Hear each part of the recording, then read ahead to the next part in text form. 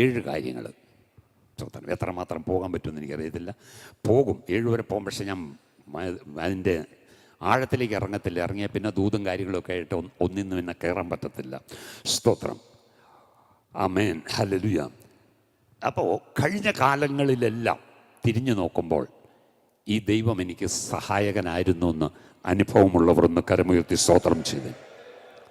അതാണ് 63-ാം സങ്കീർത്തനത്തിൻ്റെ 7-ാം വാക്യത്തിൻ്റെ അകത്ത് അതിൻ്റെ അവസാന ഭാഗത്തിൽ സങ്കീർത്തനക്കാരൻ പറഞ്ഞത്.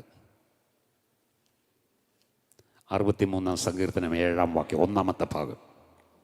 നീ എനിക്ക് സഹായമായി തീർന്നുവല്ലോ. നീ എനിക്ക് സഹായമായി തീർന്നുവല്ലോ.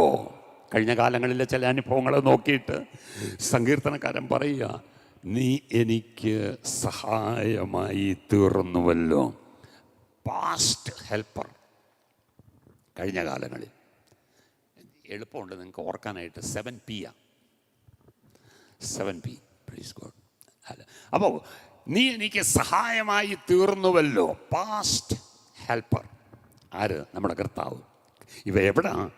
മരുഭൂമിയിൽ വെള്ളമില്ലാതെ. സ്തോത്രം. ദൈവമേ, നീ എൻ്റെ ദൈവം. അധികാലത്തെ ഞാൻ നിന്നെ അന്വേഷിക്കും. വെള്ളമില്ലാതെ ഉണങ്ങി വരണ്ട ദേശത്ത്. ഒന്ന് ആലോചിച്ച് നോക്കി. സ്വന്തം അവസ്ഥയാണ്.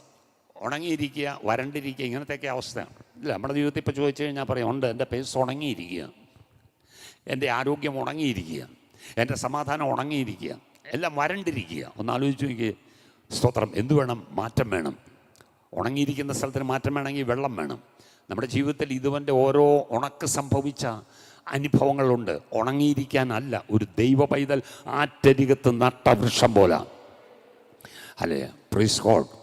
അത് വേനൽക്കാലത്താണെങ്കിൽ 2 വർഷം മഴ പെയ്തില്ലേലും അതിൻ്റെ ഇല വാടത്തില്ല എന്നാ. ഒരു കാലത്തും വാടാതെ സൂക്ഷിക്കുന്ന ഒരു ദൈവമുണ്ടെന്ന് ഒന്നാലോചിക്കുക. ഇവിടെ സങ്കീർത്തനക്കാരൻ പ്രാർത്ഥിക്കുക. സ്തോത്രം. ഹല്ലേലൂയ. എന്താണ് പ്രാർത്ഥന? അങ്ങനെ നിൻ്റെ ബലവും നിൻ്റെ മഹത്വവും കാണണം. ആലോചിക്കുക. ഈ വരണ്ട അനുഭവം മാറണമെങ്കിൽ, ഈ ശോഷിച്ച അനുഭവം മാറണമെങ്കിൽ ദൈവത്തിൻ്റെ ബലം വെളിപ്പെട്ടേ പറ്റത്തുള്ളൂ. ദൈവത്തിൻ്റെ ബലം വെളിപ്പെട്ടാൽ ദൈവത്തിൻ്റെ മഹത്വവും വെളിപ്പെടും. ഹല്ലേലൂയ. എന്ന് പറഞ്ഞാൽ എന്നെക്കൊണ്ട് പരിഹരിക്കാൻ പറ്റത്തില്ല.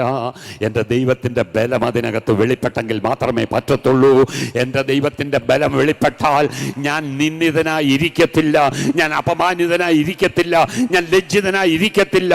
എൻ്റെ ദൈവത്തിൻ്റെ മഹത്വം ദൈവം വെളിപ്പെടുത്തുമ്പോൾ എൻ്റെ ദൈവത്തിൻ്റെ നാമം മഹിമപ്പെടും.